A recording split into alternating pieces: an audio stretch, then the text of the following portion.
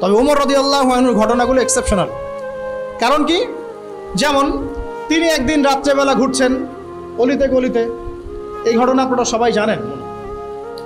কান্নার আওয়াজ শোনা যাচ্ছে, কান্নার আওয়াজ। তো তিনি ইনভেস্টিগেট করছেন, খলিফা রাত্রেবেলা ঘুরছেন জনগণের দুর্দশা দেখার জন্য।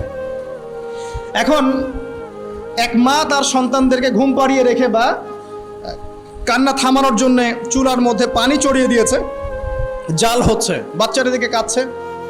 ওমর রাদিয়াল্লাহু আনহু বলছেন যে মা, আপনি বাচ্চাটাকে খাওয়াচ্ছেন না কেন? বাচ্চাটা কাঁদছে। ওই মহিলা বলছে, হাযা বাইনি ওয়াল্লাহি হাযা বাইনি ওয়া বাইনা ওমর, আল্লাহর কসম করে বলছি এই ফয়সালা আমার ওমরের আল্লাহর মাঝখানের বিষয়। আমি আল্লাহর কাছে ওমরের নামে বিচার দিব। কি বিচার দিবেন?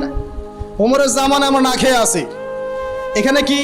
এখানে কোনো খাবার নাই, তাহলে কি আছে? এখানে পানি আছে।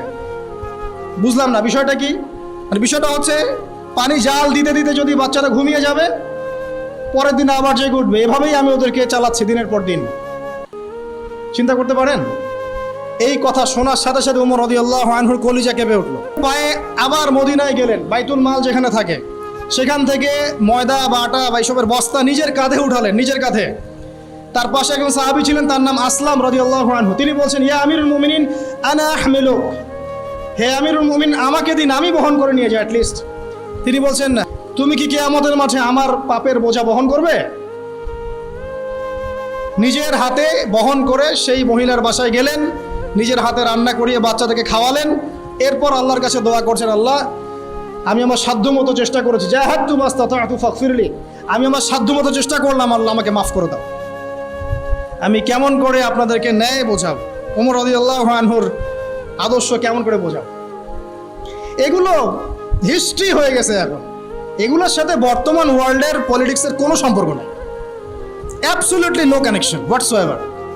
পুরো গ্লোবাল রাজনীতির কোনো সম্পর্ক নাই ওমর রাদিয়াল্লাহু আনহুর ওই খেলাফার সাথে। ওইটা সুদূর সোনালী অতীত। তবে এক্সাম্পল দিচ্ছি এই কারণে যে তারাই ছিলেন ন্যায়পরায়ণ বাদশাহ, যারা আরশের ছায়া পাবেন ইনশাআল্লাহ, তারা আমাদের আদর্শ হওয়া উচিত। যাদেরকে আল্লাহ পাক এই ক্ষমতাগুলো দিবেন তাদের উচিত ওমর রাদিয়াল্লাহু আনহুকে আদর্শ মানা। আরেকদিন এটা শোনেন, ডেঞ্জারাস ঘটনা। ওমর রাদিয়াল্লাহু আনহুর আন্ডারে আছেন আমর ইবনে আস রাদিয়াল্লাহু আনহু, নাম শুনেছেন? আমর ইবনে আস রাদিয়াল্লাহু আনহুকে ওমর রাদিয়াল্লাহু আনহু মিশরের গভর্নর করেছেন। কিসের? মিশরের। ওই সময় তো ইসলামিক খেলাফা পুরো অর্ধবিশ্ব। এখন আমর ইবনে আস রাদিয়াল্লাহু আনহুর একজন ছেলে ছিলেন, তার নাম সম্ভবত মুহাম্মদ বা অন্য কিছু হবে, আমার ঠিক মনে নেই। তো সে কি করতো? সে তার বাবার পাওয়ারে চলতো। চলে না অনেকে এখন? পাওয়ারে চলে না? আচ্ছা, ভয় পাচ্ছেন নাকি? আচ্ছা, সত্য কথা। তো এরপরে সে কি করতো? জনগণের উপর ওর পাওয়ারটা খাটাতো। আমার বাবা গভর্নর, তুমি জানো? আমার সাথে বার্গেটিং করো, আমার বাবা গভর্নর, তুমি জানো? এভাবে সবার সাথে ডিল করতো। তো একদিন মিশরের এক কিপ্তি বলা হয়, খ্রিস্টান, সে মুসলিম না, তাকে সে খুব মাইর দিছে আর কি। মাঝে মাঝে দেয় না মাইর, এখন তো হল টলেও ঢুকায় মাইর দিচ্ছে আর কি। এক বেচারাকে তো মেরেই ফেলাই দিল, শেষ। মনে আছে? আচ্ছা, যাই হোক, এখন সে বিচার দিতে যাচ্ছে আমর ইবনে আসের কাছে, কিন্তু লোকজন বলছে আমর ইবনে আসের কাছে বিচার না দিয়ে তুমি বরং ওমর ইবনুল খাত্তাবের কাছে যাও, কারণ সে একজন ন্যায়পরায়ণ শাসক। তো সে মিশর থেকে হেঁটে হেঁটে এসে মদিনায় এসে ওমর রাদিয়াল্লাহু আনহুকে বলছে, আপনার নির্বাচিত গভর্নরের ছেলে এই কাজ করেছে। তো ওমর রাদিয়াল্লাহু আনহুর চোখ মুখ লাল হয়ে গেল। তিনি বললেন, বসো এখানে। এবার চিঠি লিখে পাঠিয়েছে আমর ইবনে আসকে, তুমি তোমার ছেলে সহ মদিনায় চলে আসো, দেখা করো, ইমার্জেন্সি। এবার সে আসলো, মসজিদের মধ্যে সবাইকে নিয়ে বসা, বড় বড় সাহাবীরা মসজিদে বসে আছেন, আমর ইবনে আস পাশে, তার ছেলে পাশে, ওই মিশরের কিপ্তি আইনাল কিপ্তি। এবার কিপ্তি আসছে, এসে বসলো, বলছে, বলো কি সমস্যা? তখন কিপ্তি বলছে, ইয়া আমিরুল মুমিনিন, এ আমার উপরে আমাকে মেরেছে, ওয়াকাদ দরাবানি, সে আমাকে মেরেছে, বিফাদলি সুলতানি আবি, তার বাবার কর্তৃত্বের ফলে। আচ্ছা, এখন ওমর রাদিয়াল্লাহু আনহু নিজের হাতে যে লাঠিটা থাকে ওইটা ওই কিপ্তিকে দিয়ে বলছেন যে ইদরিব ইবনুল আকরামিন, সবার সামনে এখন এই সম্মানিত ছেলেকে পিটাও তুমি। চিন্তা করতে পারেন? সবার সামনে এখন তুমি সম্মানের ছেলেটাকে পিটাও, ইদরিব ইবনুল আকরামিন। সে সবাই থতমত যে কি ব্যাপার, আমর ইবনে আসের ছেলেকে সবার সামনে মারা হবে? ইদরিব ইবনুল আকরামিন, আবার জোরে বললেন মারো, সম্মানের ছেলেকে এখনই মারো। সবার সামনে এই কিপ্তি আমর ইবনে আসের ছেলেকে সবার সামনে পিটালো। পিটানোর পর শেষ হয়নি এখনো। এবার তিনি বলছেন আলান, এবার আদ-দরবু আলা রাসি আমর, এবার আমরের মাথার উপরে মারো, এবার ওর বাবা আমরের মাথার উপরে মারো। ওয়াল্লাহি মা দরাবাকা ইল্লা বিফাদলি সুলতানিহি, আল্লাহর কসম করে বলছি সে তার বাবার ক্ষমতার বলেই তোমার উপর হাত তুলেছে, ওকেও মারো। চিন্তা করতে পারছেন? কিপ্তি বলছে যে লা হাজাতা লি বিযালিক ইয়া আমরুল মুমিনিন, আমার এর কোনো প্রয়োজন নাই। ওয়াকাদ দরাবতু মান দরাবানি, যে আমাকে মেরেছে আমি তাকে মেরেছি, আমার আর কোনো কিছু দরকার নাই, এবার তাকে ছেড়ে দেয়া। এই যে দেখাচ্ছি আপনাকে ন্যায়পরায়ণ শাসক।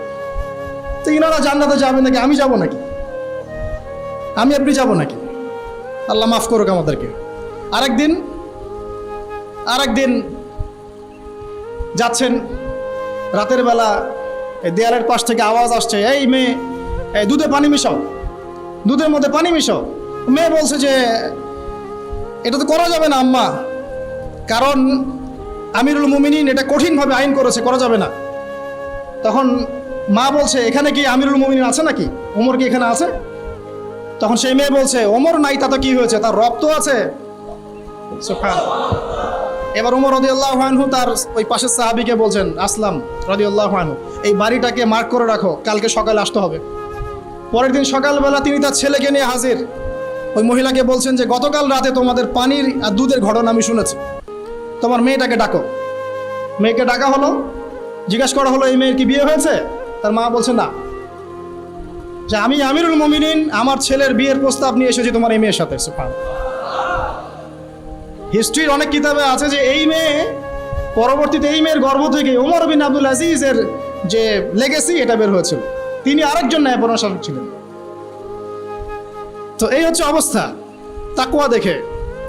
এরকম অনেক ঘটনা আছে।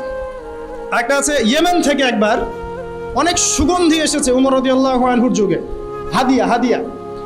তো ওমর রাদিয়াল্লাহু আনহুর স্ত্রী আতিকা তিনি বলছেন যে ইয়া আমিরুল মুমিনিন আমাকে দিন, আমি এটাকে সুন্দর করে ডিস্ট্রিবিউট করে দিচ্ছি, সবার মাঝে সুন্দর করে ভাগ বন্টন করে দিচ্ছি।